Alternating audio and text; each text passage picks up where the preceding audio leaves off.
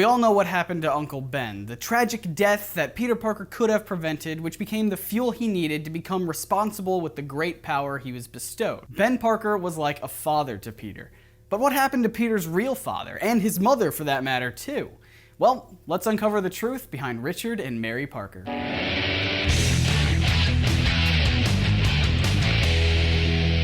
Welcome to Comic Misconceptions, a show that takes you into detail about the things you think you know about comics. I'm your host, Scott Niswander, and I love taking your guys' suggestions as topics for these videos. So when Emmett the Lego figure on Instagram asked me to do a Truth Behind Peter Parker's Parents episode, I knew immediately that that was an absolutely perfect fit for this show. Fair warning, it could get a little bit confusing as I'm going to throw around some names that you maybe haven't heard of before, and also spoilers for the Amazing Spider-Man movies as well. So before we dive into the comic versions, I do want to look at the movie versions of the parents, so we have a little bit to compare and contrast to. You'll recall in Amazing Spider-Man 2 that Richard Parker was a top scientist for Oscorp, which was a leader in genetic research. Norman Osborn made a deal to start using Parker's research to make bioweapons for a foreign military organization. Richard decides to destroy everything he can and go on the run with his wife Mary. They decide to leave their son Peter with Richard's brother Ben and his wife May because they don't want to put Peter's life at risk.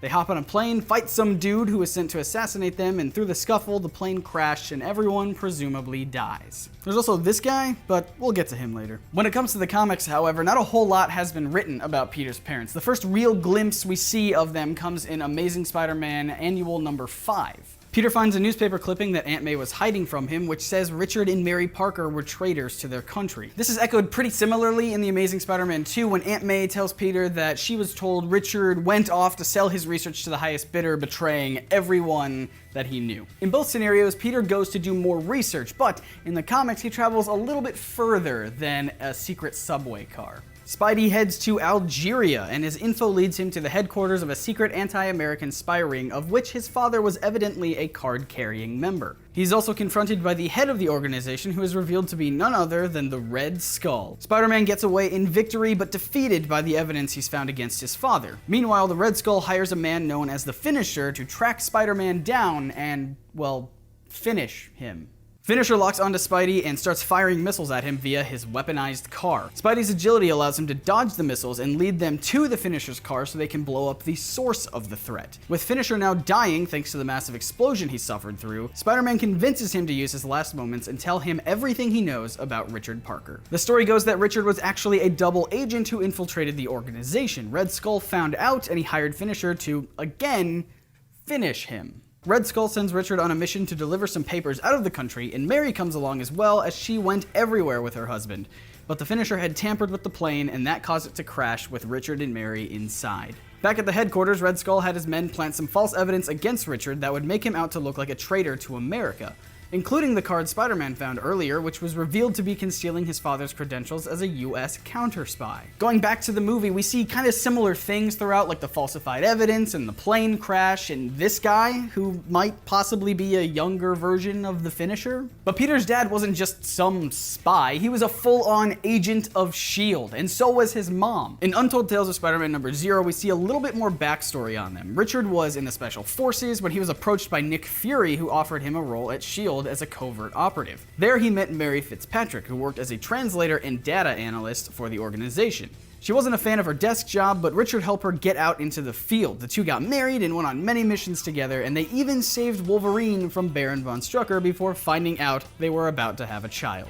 But then it gets a little bit more complicated. In Amazing Spider-Man number 365, Mary and Richard appear at Aunt May's doorstep very much alive, telling a slightly different story. They weren't S.H.I.E.L.D. agents or trained spies in any sense of the word. They were just government couriers who would hand deliver important and classified documents to foreign embassies around the world. They were approached by the Red Skull, who tried bribing and threatening them in order to get them to work for him. They reported it to their superiors, who convinced them to play along so that they can get intelligence on the Skull's organization. But Skull picked up pretty quickly on their plan and set in motion his plan to rig a plane to crash with them inside of it. However, Russian spies stowed upon the plane and kidnapped Mary and Richard, believing that they truly were working for the Red Skull. The Russians made the Parkers parachute out of the plane over neutral territory, and 2 of the agents stayed on the plane to investigate for any additional information. They had no idea that the plane was tampered with, and it was their bodies that were found in the wreckage of the plane crash. Richard and Mary then spent 20 years hopping from one Russian prison to the next, being interrogated and tortured for any information about the Red Skull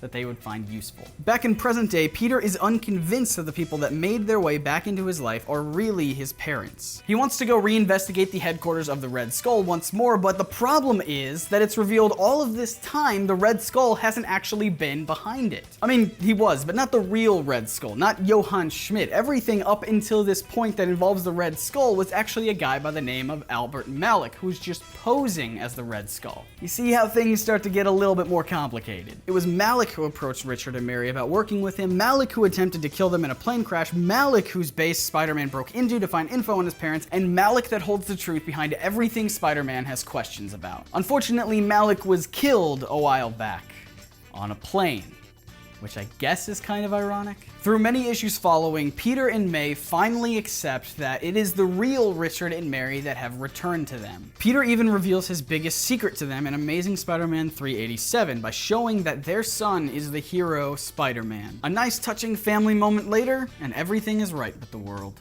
Until the next issue, when it was revealed that they were actually high-tech, artificially intelligent, robotic imposters that were programmed to be Peter Parker's parents so that they can get close to him and find out if he knew the secret identity of Spider-Man from Peter and report it to Chameleon, who is operating under the guidance of Harry Osborn, Green Goblin. Peter's real parents really did die in the plane crash.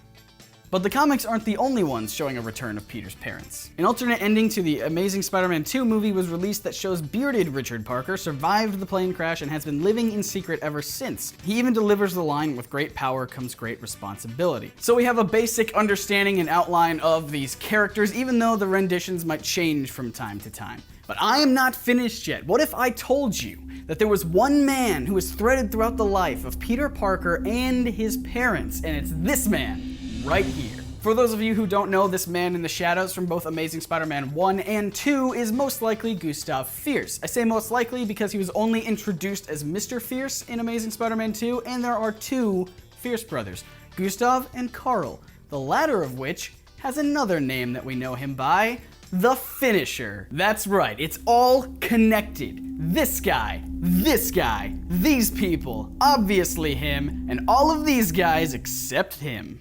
I may have underestimated these films a little.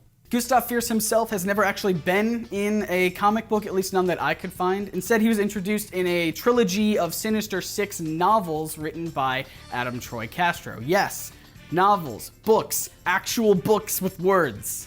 That's how deep we're going on this one. Really quickly though, it is important to note that the gentleman is just a scumbag. He has no special powers of any kind, but he's rich and he knows how to manipulate people. And just for the sake of time, I don't have time to go into any one of his many schemes he's had a hand in, but just assume he does generic rich guy evil things. In the novels, we see how the gentleman played a hand in just about everything we've talked about today. Remember when Richard and Mary saved Wolverine from being tortured? Fierce was the one who had him captured in the first place after Logan tried to infiltrate his organization to take him down. Fierce also blew up the ship to cover his tracks. Somewhere under the water right now, the gentleman is getting away in a submarine. He's obviously not a huge fan of Richard and Mary Parker for interfering with his plans time and time again, so when he finds out that they have infiltrated the Red Skull's organization, of which his brother the Finisher is a part of, he goes to warn Malik about them, and that sets off the whole plan of Finisher killing them in a plane crash and falsifying evidence that they are American traitors. The only thing is that Fierce wanted Malik to spare Richard and Mary's son Peter so that when he's older, Fierce can get revenge on him personally. Fierce follows the life of Peter Parker and even discovers that he's Spider-Man, and he forms his own version of the Sinister Six comprised of Electro, Doc Ock, Vulture, Chameleon, Mysterio, and a girl named Pity. I definitely think a similar story is possible in the Amazing Spider-Man cinematic universe. Some tweaks are obviously needed, but it's pretty doable. What do you guys think? What are your thoughts on all this? Let me know in the comments. And also let me know which version of Peter Parker's parents you like more. American spies, agents of S.H.I.E.L.D, Oscorp scientists? let me know. And if this is your first time hanging out with us here at NerdSync, please subscribe. We do weekly comic book videos just like this one every Wednesday, and we don't want you to miss out on any of it. And why not go check out our podcast? This week we did an episode about the Gotham pilot, reviewing it and discussing it and all that good stuff. You can hear what we had to say about it over on iTunes, Stitcher, and right here on YouTube, if that's your thing. Once again, I'm Scott. You can find me on Twitter and Instagram, and we'll see you right here next week for more things that you thought you knew about comics. See ya.